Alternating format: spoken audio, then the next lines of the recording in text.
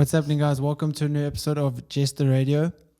As you know, this podcast is sponsored by Nutricon. You can use the code Beachbody for the remainder of November and get 20% off. The link for Nutricon will obviously be in the description.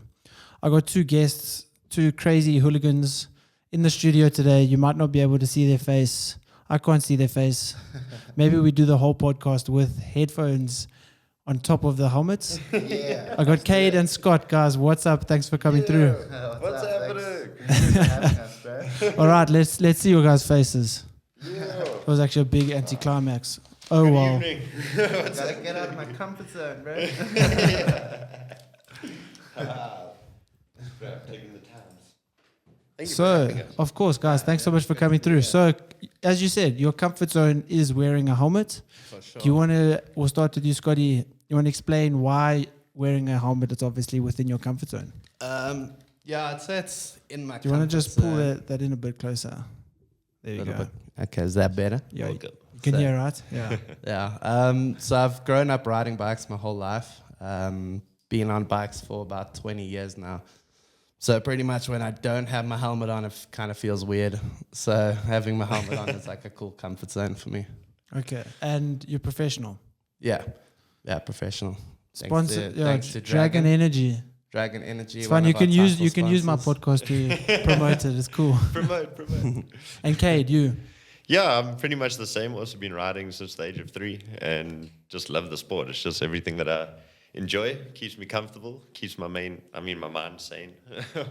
So yeah, I'm just very happy with what I do and how I do it. And get to meet good people like Scotty and enjoy it. Keeping your mind sane by doing the insane. Exactly. For sure. I mean, every day, because obviously you want to explain what type of riding you do. Maybe you can briefly say like what you grew up with. Is it the same type of riding? Has it always been motorbikes? Has there been bicycles involved? Yeah, so I grew up racing motocross. Started through Logan Kappa, who we were at Trinity House with.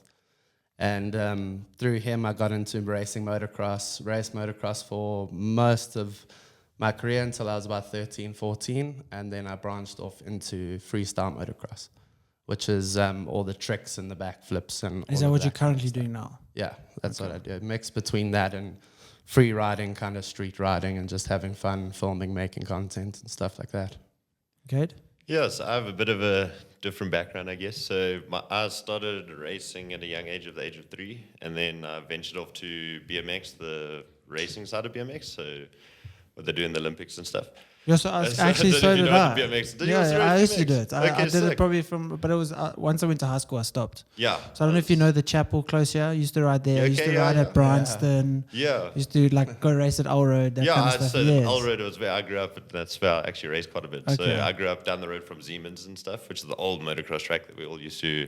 I'd say it's one of the best motocross tracks in South Africa that we had. Yeah, at the time, it was one of the best. Yeah. Shut down. So like I ventured off to the BMX, thought it'd be fun, and then broke myself off more on a bicycle than I did on a motocross bike. So I was like, okay, let's get back at that.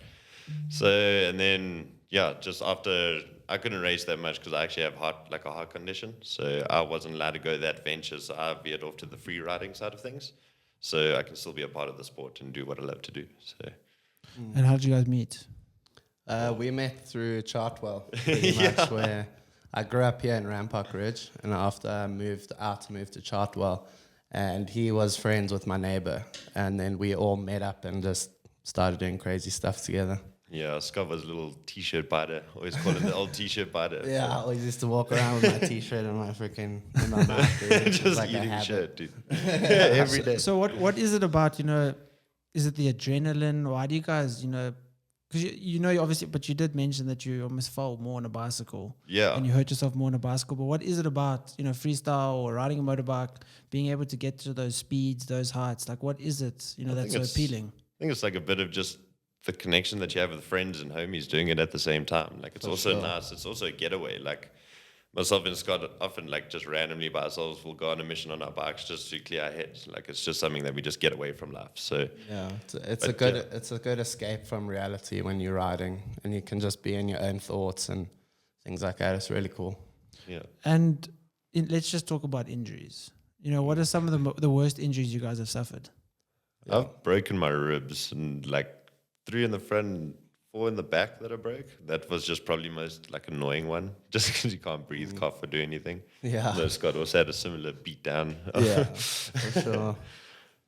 I've also plenty broken bones, collarbone twice, ankle, arm, elbow.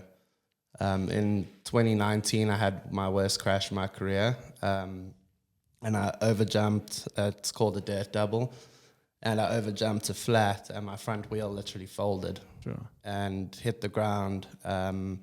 Broke several ribs, punctured my lung, cracked my scapula, and tore my rotator cuff. All in one crash. And, you know, obviously that kind of thing kind of scars you. Did it scar you? Did it kind of put you off riding for a little bit? At the time, it didn't, because when I got back on my bike, I was straight back to normal. But I think it definitely sits in the back of your mind for sure. It's definitely always there. And also getting older now, I start to think a bit more. Recovery is going to be calculate. slower. Happen again. Try to just like calculate things. Is the risk really worth the reward sometimes, you know? Yeah, you don't just go and send it like you would. Yeah. When you just like, hey, let's just do it. When we were kids, it was like, oh, just do it, dude, whatever. But Yeah, now you so- got to think a little bit more about it for sure. So motivation getting into it growing up, was it maybe just something that your family introduced you to, and then obviously you saw people overseas doing it, you saw the X Games, that kind of stuff, and it kind of motivated you? I had a lot of, so my dad and my brother both were into the motocross side of things. And then through them, obviously saw the movies like Crusty Demons and all the stuff that obviously gets you super keen to do it. So, yeah, I'd say my family had a big push in it, as the brother and the dad. And, yeah, a lot of the movies. Definitely keen. I've just grown up thinking bike. Like, that's all my brain's, like, I don't know, it's weird. Like, I've always come back to motocross. I've traveled, done everything. Motocross has been my fun. Place where I like to be. Yeah. I also, I actually grew up not really in the motocross scene. And my dad bought my older brother and sister a bike, and I actually ended up riding it more than either of them. We were all three of us were amped on it at the time, and then they kind of drifted away, and I still just wanted to ride the bike every day. So from there, that's when I became friends with Logan, and we bought one of his bikes, and then I started racing full time. I think when I was 6, grade 1, I started racing. And in South Africa, in terms of, you know, being able to make money off motocross, you know, maybe sponsors, winning events, but obviously you do still need a job, day job. For sure. You definitely need something on the side, for sure. Yeah. South Africa's not big in those terms of, like I would say to, like all the time, chess is bigger than motocross in South Africa. Yeah. Well, in extreme sports. Like, it's sad. Like, there's not a lot of drive like it used to be. Like, when our parents were growing up, you'd go to a motocross track and it'll be full. Like, literally, like you see MotoGP style would be like that back in the day, old Sun City and stuff. And now everything is, I think last year we had 9 people in the MX1, which is the 450 class, like the big main class. Yeah. And everyone's fighting for maybe 2,000 Rand, like at the end of their whole like So is season. that like now, today, what's like the prize money for like a freestyle event? They aren't freestyle events. Oh, they're not. There's not even really freestyle events. So we, what we make most money from is doing shows. So traveling around the country doing shows at like music festivals and things like that. Like the Rand show. Yeah, like that kind we of stuff. did the Rand show a few years. So Scott does like King of the Whip and stuff as well, where he's like champion of like that event that LW Mag pretty much puts together. So there are a few events and like for say like competitions, but it's growing. It's definitely getting bigger than what it used to be. I'm not taking anything away from our sport, like what's happening now, but yeah, there isn't much I'd say for the freestyle side of things besides for the shows that Scott and them do. Yeah, for sure.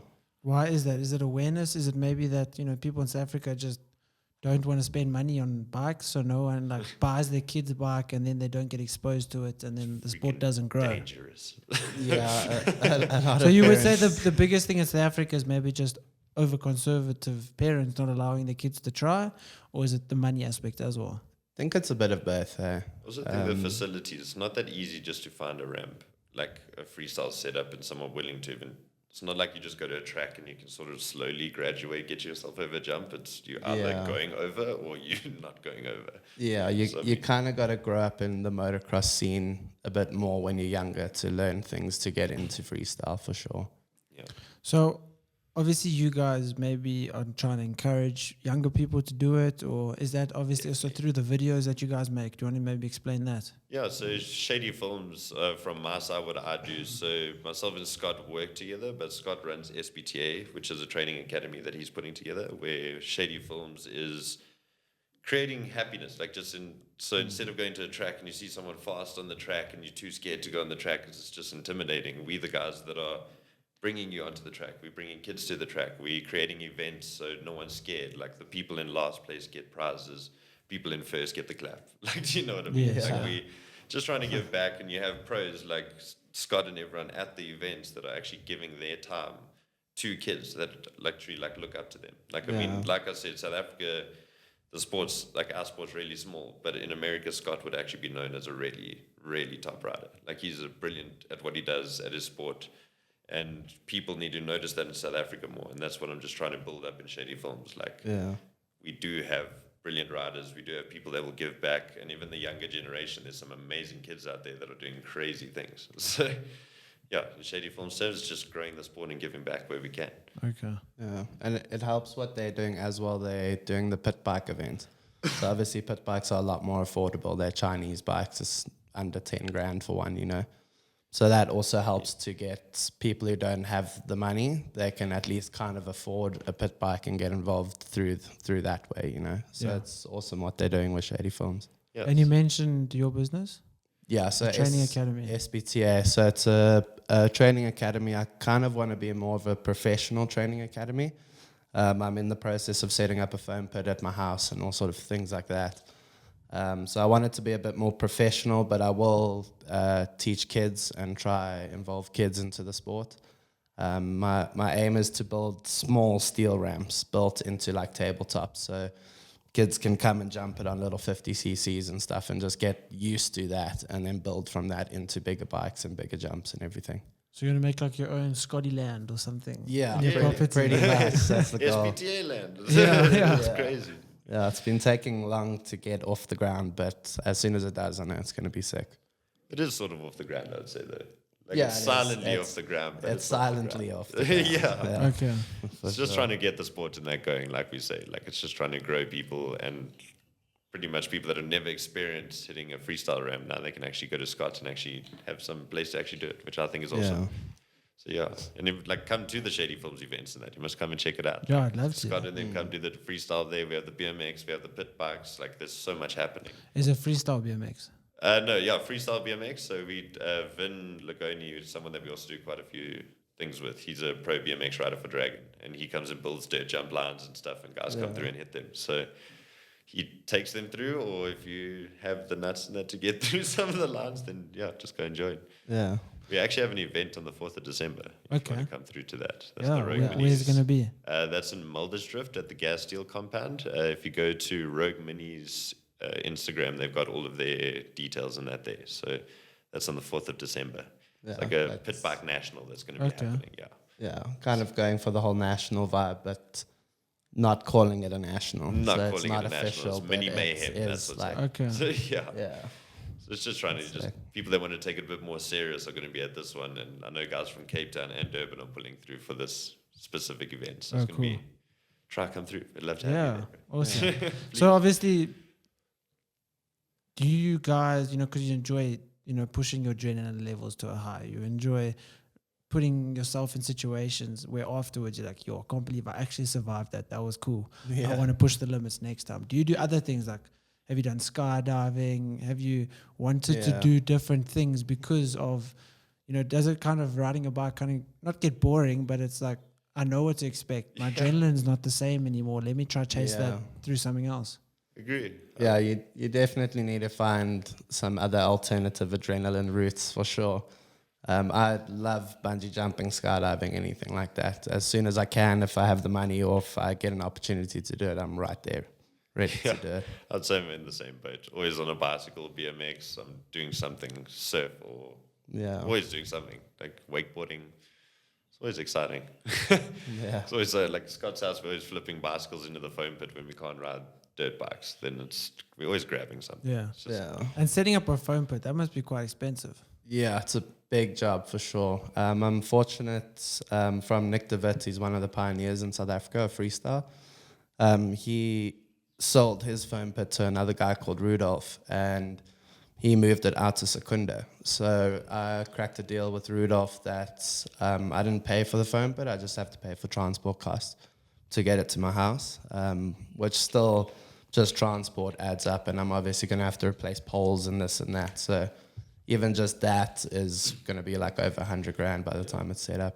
We've done so many trips to Secunda. I It's can crazy. imagine. Yeah, dude, there's like thousands of tires that go underneath the foam pit, so that the whole foam pit's actually like on suspension, sort of. Yeah. So when you land in it, the foam's soft, and then the whole foam pit kind of bounces. And explain, is it just general normal foam, or what type? Is it a different type of foam? So this foam pit is kind of general foam. There are like people who have the money, like Travis Pastrana in America, they get fire retardant foam. But that, I know for his foam pit, it was $1 a block, and he has over 1 million blocks in his foam pit. Yeah. So that's not affordable for us, Yeah, of for course, sure. yeah. So we It's just the use dangerous way that normal. Scott decides to go. Yeah. So we just kind of use normal foam, and we put heat wrap on our exhaust pipes because the pipes can light the foam on fire. So we put heat wrap on the exhaust pipes, and then we also wet the foam before you jump in. So you kind of start your bike, jump in, switch your bike off, let your bike sit so it doesn't get too hot, just to be extra safe about it. But now getting your bike out of the foam pit, you need like a crane. Or Yeah, we use like a crane arm that's made out of steel poles, and then that has like a car winch on it. So that just swings out over the foam pit. You grab the cable, hook it on your bike, and then that pulls your bike out for you. It's a long process. Yeah, with a Scary bicycle, it's at least process. easier. But now with the heavy motorbike, Yeah, Yeah. motorbike makes it a whole different game for sure. It's literally like I've pulled my mates out a few times, and it's literally like a scary situation. Like they have their petrol pouring on them when the bike's upside Yeah. down, and you have a hot pipe inside the foam. And it's like there's been a few guys around the world that have actually died in the foam pit just from it catching on fire. Yeah, Yes, yes. there was a Insane. paraplegic rider in America, and he was paralyzed from his waist down. So he was strapped to his bike, and the foam pit caught on fire. So he obviously couldn't climb out or anything, and he unfortunately passed away. yes, exactly. Also imagine when the foam's burning, it sticks to your skin. Yeah, Man, yeah, exactly. just trying It's- to move in the foam. Yeah. You can't, if you're lying on your back, just trying to get upright is Yeah. a different ballgame. Well, I guess people maybe they've been to bounce or jump or whatever, Yeah. and have been in a foam pit. No, it's quite difficult to get up, but now you got a bike attached to you, or you just have to Yeah. think about turning off your bike. And all your gear, you got Yeah. your helmet, your boots, Yeah. your chest guards, it's a dangerous situation. They put their lives at risk every single time they're on that bike. Yeah. And that's just the sad part on the sponsors team where we're going to. Yeah. Like people are risking their lives. No one's actually taking it into like concern. Yeah, Consideration. they don't consider that you're risking your life. It's not just playing a sporting event where No, not at all. you can maybe twist an ankle, that's it. But Yeah. this is literally your life. Yeah, it's like Yeah, think of it. You go on a trampoline, do a backflip. If you freak out halfway through, you land. You're still all right. Yeah. It's like Scott does a backflip. He's 21 meters away from the landing. Yeah, like 11 meters high. 11 meters But high, come down 100 from kg there. motorcycle and earth. Yeah. It's a For lot sure. of injury that happens. So the precision that they do to pull the tricks off. I mean, I'm not a freestyle rider. Like I do motocross and a lot of just free riding, jumping, pit bikes. But you can jump the ramps. I can jump the ramps, but that's the thing. Like I jump the ramps. I don't know how to let go of the bike on the ramps. It's terrifying, dude. It's honestly, I've been riding since I was 3 years old, and I still can't make sense of the whole craziness that goes onto it. Like I really take my hat off, and I just wish people would not look at it as like, oh, we've seen it, and just have a bit of respect for the people Yeah. who do it. Yeah, I think a lot of people watch Nitro Circus and stuff, and they're like, oh, well, that's what they're doing, but what are our guys doing, you know? But what they don't realize is also Nitro Circus has a massive funding. Anything they need to improve with whatever they want to do, they have it right there at their fingertips, you know? Like, yeah, the financial side of it is very difficult to just do whatever you want to do because everything costs money at the end of the day, you It's know? the homie that gets the luck at the end of the day. Yeah. For sure. And in terms of Nitro Circus, does the team select, like they see an up and comer, do they select them, or can you apply for Nitro Circus? Like do you know?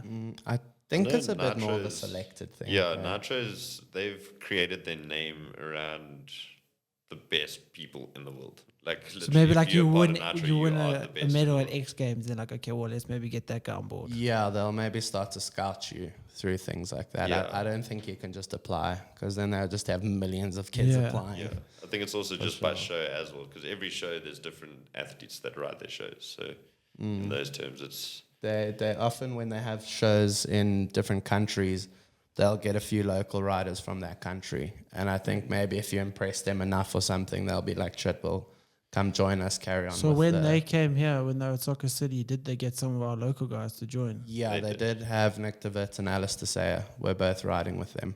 yeah, that was there. Yeah. And you guys obviously went to go watch. And Yeah, Yeah, part of we- it. Went to the after party. Yeah. Very fun. through my- so you got to see a little bit more behind the scenes, because obviously in the industry. Yeah, for sure. Yeah. We got backstage passes and stuff through my old team, Jungle Rush. That we had a whole deal where they did like a side show here, and they used our portable rig landing. So through that, we got VIP passes and stuff. We got to hang backstage with Travis and everyone. That's cool. We went to their private after party at their hotel and stuff. It was super cool. Just Cool to hang out experience. with them in such a casual environment was so cool. And how is Travis? He's Exactly like you said. busy. Busy. Yeah, Freaking busy guy. After the event, everyone's having beers and stuff at the hotel. He's doing podcasts. He's here, he's there. He's very busy. Yeah. But very humble, very cool dude. Yeah, he gives you a time. Like when we were there at the Soweto skate park, he literally Yeah. walked out of his way to come greet us and say hello. So I mean, it's pretty much what you want to be, I guess. Yeah. It's like Yeah. if you want to be in the industry, you want to be a nice person, you want to give your time. You don't want to be the asshole that's No, of course. on those terms. Yeah. So now goals for you, because obviously it's difficult in South Africa, as you say, because of funding and everything. If you got the opportunity, would you go overseas? I would like to go overseas. Since I was younger, I've always thought like I would want to go overseas. It's also just about having the doors and the opportunity to go there. Because I mean, you can't really just rock up there and just go ride places, because a lot of people will shut you down. You know? Yeah. With Dragon and that being on board, I think we have a lot more opportunity and stuff. Yeah, For I that. think through Dragon it will definitely be an easier door to get through overseas for sure. Yeah. And longevity in riding. Like, is there kind of a cutoff date? Because obviously, as you say, you're getting older, you're thinking about, am I going to recover as quick? Yeah, Am I going to be able to do these things? You know, what kind of longevity is there? I'd say for riding in general, you can ride pretty much your whole life. Yeah. But Yeah, I know. Well, my dad, he first started off with like road bikes. Yeah. Then when we went to school, he stopped riding, and then now, well, he got more into like touring bikes, like Yeah. KT 1190s, like those kind of things, and was riding that and going to Yeah. like Botswana with his friends. I mean, he was Yeah. 50 years old at the time, still riding like 1,000cc bike, but it's not as dangerous because he's not trying to jump and that kind of stuff, but you can still Yeah, ride a motorbike.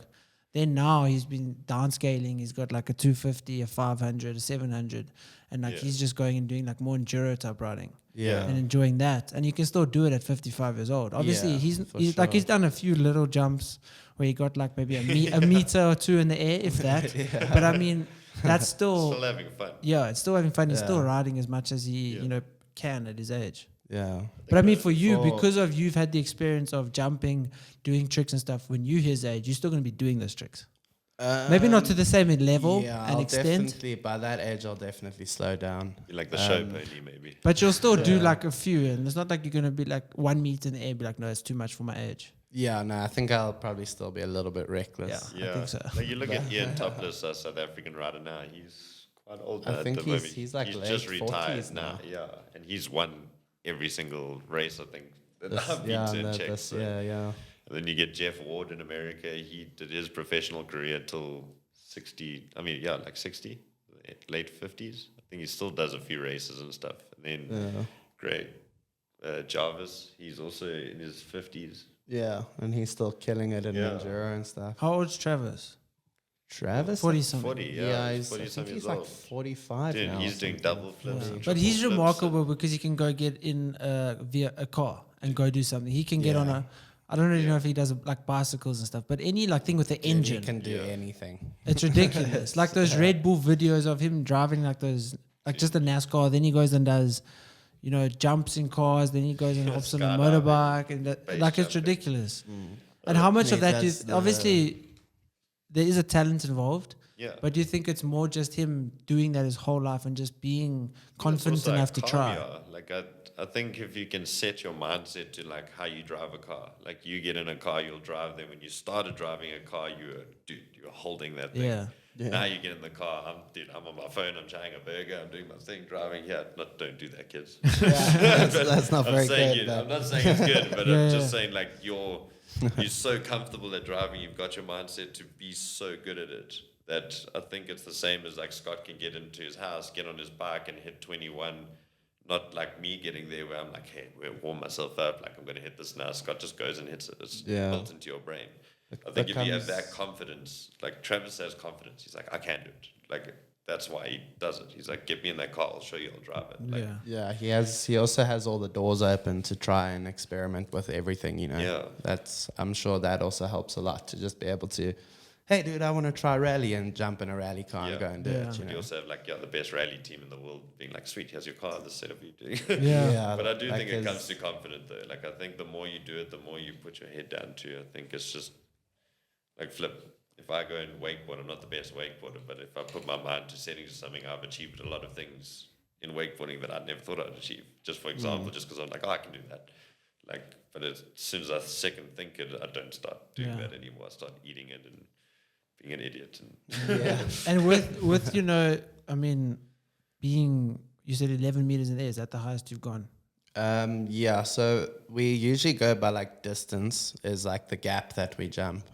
So we usually jump 21 meters long, and then depending on the size and shape of the ramp, it depends on your height. So you can jump 21 meters and go 10 meters high, or jump 21 and go 12 meters high. So like the height we don't really judge on. And like other than On like at the height. X Games where they do like that physical high jump. Yeah, that's crazy. that's crazy. I haven't even tried that. Yeah. Is that what is it called? High jump? Or Yeah. what? Yeah, it's called Step it's up. step up. Okay, They step call it up. Step up. Yeah. Yeah. So they hosted it once, I think, long ago. I think when Deegan came here, like years, but Yeah, no one does they had a anything like Masters that. of Dirt, yeah. Yeah. And they had it there, yeah. But there's nothing like that here, which we're trying to change in SA. It's like we're trying to bring all the weird stuff like that to, just make it different. Yeah. Yeah. And now, you know, constantly having your adrenaline high, constantly, you know, doing things that the average person wouldn't do. Surely, you know, medial tasks and things that are easy, like, or things that you might, an average person might find difficult. Like, let's just say going to a meeting and, you know, meeting someone you haven't met and trying to sell yourself. Like, does that kind of stuff just become easier? Be like, come on, I'm talking to a human being. I can jump 21 meters in length. Like, is that like kind of, well, this isn't reality. Because as you say, your comfort zones with your helmet on, where you're risking your life. You're not risking your life in a meeting. Does it make those kind of things easier, or is it still? No, No, doesn't make it I easy. still get super nervous for meetings and stuff. Even podcasts, like I get a little bit nervous. Yeah. Yeah, it takes some For- time to for get out of training. it. And it's definitely where we're happier. Like when we by ourselves, we're hooligans. We're so funny. We like joke around, do stupid things all the time. But when it comes to a situation like this, we're quite serious. Yeah. It is nerve-wracking, like Scott says. It is two different worlds. Like that's where we're comfortable. That's where we deal with our problems. Is helmet on, enjoying it like that. Yeah, like some business guy can walk into a meeting confident as hell and do whatever he needs to, but then watches us do a wheelie and he's like, "Holy crap, dude! How do you do that?" It's Yeah. like Just it's literally a just slip. comfort of what you do, you know, what you know. Is it difficult for you guys, you know, having people watch things like X Games, watching Nitro Circus, and seeing all these things that people do, and the amazing tricks that they do, and people start to like almost become desensitized to how incredible the feats and the acts are. Yeah, You know, is it tough? Like the average person, like kind of just watching, like, okay, that's cool, but they don't actually know like how hard and hard you've been working and pushing Yeah. yourself. And For sure. I think seeing it on TV, I lost the word, kind of dumbs it down a little. Like people see it and don't comprehend how big it is. Like a lot of people will watch it on TV and then see us in real life and they're like, holy shit, dude, it's actually pretty crazy, you know? Yeah. well, I think that whenever, especially, I mean, you film most of the stuff, but when you do it, it feels crazy. It feels like you know, in the sky. Then you watch the video, be like, oh, this looks dumb. Yeah, you have those days, like you put your work in to try and shoot something over and over and over. Myself and Shots got something for him like the other day. it will come up soon. Yeah, for this But- triple threat competition. It's like a video submission Okay. competition Yeah, now. so, I mean, But he did it like 200 times nearly the day before I was even there helping him film. Then on the day we filmed it again, and Yeah, just to it get that takes a one lot. one good clip took like 150 Yeah. tries. Jeez. And I Like, mean, to when get you that. watch the clip, you're like, oh, like me as someone that rides even my own brain, I was like, oh, you can do that. But then when I watched him doing it, I was like, no ways, dude. Like, Yeah.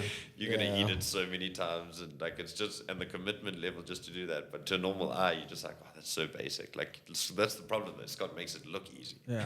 Yeah. It's just how people. But it's, do it. it's, it's the camera. I mean, I was skiing in Italy, and I had the GoPro on, and it was like it was like a double diamond slope or whatever. Where it's literally like that, where it's like almost 90 degrees down. Yeah. And then I watched the GoPro footage. Looks I'm like like, it's flat. it looks like I'm not even moving. Yeah. And it sucks because you show other people like, look how cool the slope was, and then they look at don't it get like, okay. Yeah. It's like that's why it's nice to have like someone that understands a bit of film. Like that's why Scott helps me film my stuff and makes it look better. I film him. It's just you need to Yeah. have a rough idea of what's actually going on because Like angles and things like that also helps a lot Yeah. with yeah, filming. Like it's very easy people, to stand and hold, but then you look like you're this big and the Yeah. jump looks like it's a Yeah. bit small. You're like no. yeah, it helps having someone like Cade filming me to get my stuff done because he knows the angles, he knows like the zooming in, how to get it right, how to make it look good in the final video, you know. And is that how, you get these jobs at events and that kind of stuff? Is basically through the videos that you post on social media and submitting the videos and sending them to them, or? It's kind of a mix of people seeing our videos and then they want us at their events. And then word of but a mouth lot at other events. Yeah, a lot of it is chasing, like contacting events, being like, hey, would you guys like freestyle or would you like this? Like, Yeah, I'd say the videos we do are more for our own personal social media. That's just for our own growth of client base. So yeah.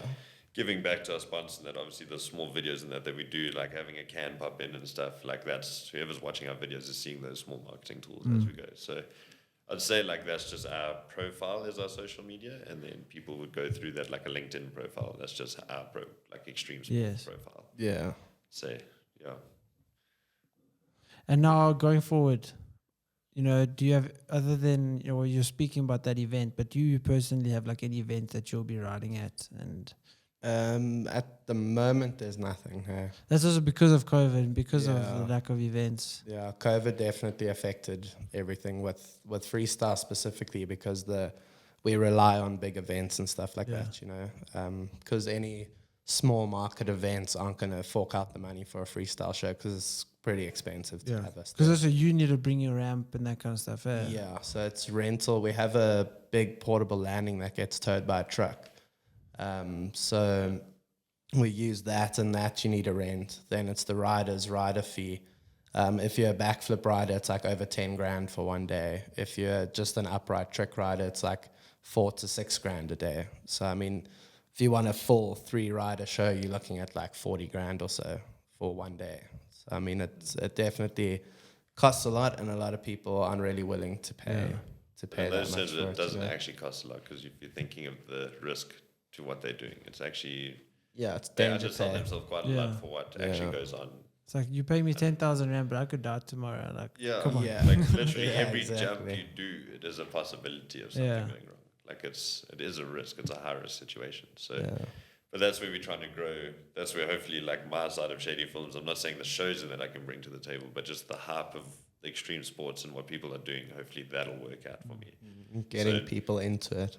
Exactly. So like just seeing what people do, people see that the riders are actually putting in a lot of effort. They are going around doing shows. So I mean, if people can notice the riders going through what I'm doing, that's just like our job. Yeah. Good. Like that's what I'm pretty looking at doing. So Yeah. just help out riders in South Africa that aren't getting noticed for what they're doing. And your best trick? What's your claim to fame right now? Something like your best trick that you've mastered? It was definitely the backflip, but I haven't done it now for it's over a year now. So I nailed the backflip end of 2018. I stuck the backflip. From there, I did literally 302 backflips. I counted every one of them. Sure. And after that, we were away riding and touring, and they weren't flip shows for me, so I wasn't flipping. Came back home, did a few flips, had a few dodgy ones, then we're away touring again. came back, had a few dodgy ones again, and it kind of just started building in my mind. So now when I look at the ramp and think about pulling off the ramp, I can't even do it. So my goal now is to just get my foam pit up, and as soon as I do it in there, I know I'm gonna do one. I'm gonna be like, oh shit, there it is. Yeah. It's actually such an easy thing. It's just a mental game. It's just doing a wheelie off the ramp. That's basically exactly what it is. And, obviously, even if you just look at skateboarding, you look at Tony Hawk's 900. When he did that 900, it was ridiculous. Everyone's like, this is crazy. Yeah. Now the tricks that they're doing are way more difficult and take more practice and trial and error and are more dangerous than a 900. For sure. Is it this? Obviously, it's the same with motocross, where, Travis Conner, was he the first that did the double or the triple? He did the double in 2007. Yeah. And But then now that's at that level, now kind of it's just a regular thing. Yeah. Like if you want to make it, you have to be doing double flips now. Yeah. Like the level of riding is so high now. And then you have like Josh Sheehan from America, and he did the first triple flip. And now I know there's a few other dudes wanting to try it. But I don't even see myself doing triple flips and stuff, to be honest, dude. I just want to ride my bike and have fun. Yeah. Because that gets super hectic. That's where it's nice, where I think Tyler Burnham and Axel Hodges and that have created this whole free ride Yeah. life, for say. It's they're still doing gnarly things, but I mean, backflip and tricks aren't the first thing that's on their mind, which is quite nice to see. It's quite a breath of fresh air that you just sort of can still ride, and you can still try turn riding into something. Because at some point, freestyle was just its own thing. You had to keep up with what the guys were doing. And if you weren't keeping up with what they were doing, you just have nothing to do with the sport anymore. Yeah. So that's where free riding's come out, where you can go on social media, you can post videos, you can post your lifestyle, having fun. We've jumped on the YouTube side of things now. I was watching some of the YouTube videos. Yeah, so we're trying to get on that. So Slacking recently, but we're getting back on it. Yeah. It's close to December now. We need to start fresh. Yeah. So free riding, where do you mainly do it? Anyway, that's the best part about free riding. Yeah, free riding is just wherever you want. You can go out on the streets. We find old shopping malls or something. You go ride around there. You can ride in the bush. You can ride at a track on the side of the track. It's just free riding is just free. How do you film? Because you on a bike as well, and you kind of say. We both film, so I run my own riding. So I ride for Dragon myself, and then Scott rides for his. So I'm personally just free riding, where I do social media. So my side, I sometimes have a tripod with a camera, and then I'm trying to work it out, or myself and Scott will go ride together, and then I'll film him, he'll film me, and we'll use that content together. So just take turns. Yeah, riding's not the easiest sport to try and. Yeah, because you have to whole put the YouTube tripod down, ride past it, get off your bike, move the tripod, and you get back on your 2 bike. meters of space as well, so it is quite a. But we try to ride a lot. Normally Tuesdays, Wednesdays, Thursdays, we try to get together. It's been a bit off now, just coming into end of the year. But we're going to get back at it at some point again. But that just makes it easier, because it's 3 of us. It's myself, Scott, and Vin Lagoni that get together and just mess around. We did that airboat one. I don't know if you saw the YouTube video. Yeah. The airboating. Yes, I did. I did. That was a super cool one. Yeah, that was a fun mission. So we try and go to different companies and different places to try and make our vlogs a bit more exciting. So it's not just riding. There's also a Deacons type, South African version. We do have a life outside of riding. And luckily we're not motocross racers, so we don't have to spend Monday to Friday training. We do train, but it's not as intense as racing, I'd say. Yeah, we have a lot more fun with what we're doing, and it's a lot more experimental. It's not a set schedule, you have to do this and you have to train this way and you have to have results and all of that stuff. It's more just have fun, film it, make good content. Try to find fun content's the most exciting part of it. Trying to get really cool shots. What if people haven't done? What have they done? How can you make it look better? Also improving your own skills, quite fun. Well, I guess that's why you kind of got into riding, because you didn't want to just conform to society's norms. But the moment that there's structure within the riding, Scott, 8 o'clock, you have to be at the track, you have to be training. That kind of just puts us the norms back into it. And that's obviously not what you're doing, because you do it because of the freedom and because of the expression that you'll be able to put out there. Sure. You don't want to have that control on you. Yeah. From my side, I'd definitely say I like the freedom of it, and having fun in the friends. I take nothing away from the racing. I have a lot of really good friends that are flipping good at racing. Yeah. And it's just for some people. If you want to live that lifestyle, it's super, super hectic. But I I really enjoy the filming and the fun of it, like the whole background, going on trips with your homies, like doing something cool with your homies, and instead of going to the track and you can't talk to your homie because that's your competitor, it's like just weighing the odds, and like the family side of riding more than anything else, I'd say. And for you, same or not? Yeah, I'd say like the same. Hey, So yeah, for sure. the freestyle's pretty committed though. Scott does train a lot on his freestyle. I'd say in the few Yeah. weeks he hasn't done. But you much, still he have actually fun within does your put a lot. training. Yeah. Still Like have it's not fun, like and you have it's- someone cracking a whip being like, Scott, do X, Y, and Z today. It's Yeah. Scott's No, brain for sure. cracks I his just- own whip. Yeah, I often like slack a little bit, and then I'm like, damn, I need to do this, and I get it done like now, you know. So kind of it's more of your own pressure on yourself rather than someone else saying you have to do this, you have to do that, you know. You are your own boss at the end of the day. Like it is as much as it's a family sport, it's a very if you don't put in the effort, if you're too scared to do that, it's just affecting you more and more. You're like, there's a kid that's doing 10 times better than you, and if you're not pushing and like keeping yourself up to date, it's very I think at easy the end to of the lose day, things and stuff. when you're on the ramp, when you're on the track, you're alone.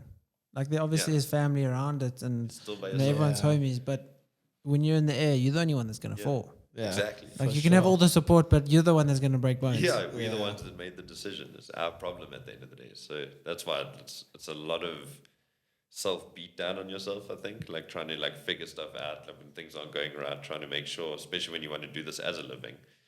Like it is a lot of stress. Like you're like, flip, can I cover this? Can I pay for this medical aid? Can I do this? So I mean it is stressful, but the good days when you're on the bike, you're not thinking about any of that. You're not thinking about money, you're not thinking about your fuel, you're not thinking about the next day. You're literally just with your homies, laughing, joking around. Someone crashes, cool, that's part of the sport. We all there to laugh and joke and get you up and move on. So Yeah, it helps to have a good support structure outside of the riding though. Yeah. Like just having like family and friends that support you for when you are down in the dumps and when you have crashed and you're in hospital and recovering and stuff. It definitely helps to have that support structure. But it is also nice to just have your freedom and just like push yourself in your own aspects, you know. When was your last injury? Last serious injury was that crash in 2019. But since then I did just damage my shoulder. It wasn't anything like too serious. I just had a sling for a few weeks, but that was the last one really. In your last like hard fall? Or you maybe not have injured yourself, but you fell? Or do you fall like almost every time you ride? I thankfully don't fall every time. But the other day when we were filming that video, I had a bit of a crash. Not serious also, like I just got a dead arm. The way I landed on my arm, my whole arm was dead for a little bit. just But more like like a that's thump it. and like a Yeah, just a little slam, but it was chilled. it's a taste of humble pie, that's for sure. Yeah. Like Yeah. the bike teaches you, it's like, dude, respect me. I often also, when I crash, I never have it on film. And for this specific one, we were filming over and over again to get the video. So thankfully, I could actually watch back on the video and be like, oh, shit, well, that's why I crashed. Like, Then I could actually watch it and then know exactly what not to do for the next one, you know? Well, guys, I want to thank you for coming on. I really appreciate it. It was a cool chat. Thank you so much for having sick. us. That was Thank fun. Of you very course. much. Shout out Dragon. Thank you so much. Shout out to Dragon and all the sponsors. You guys are legends.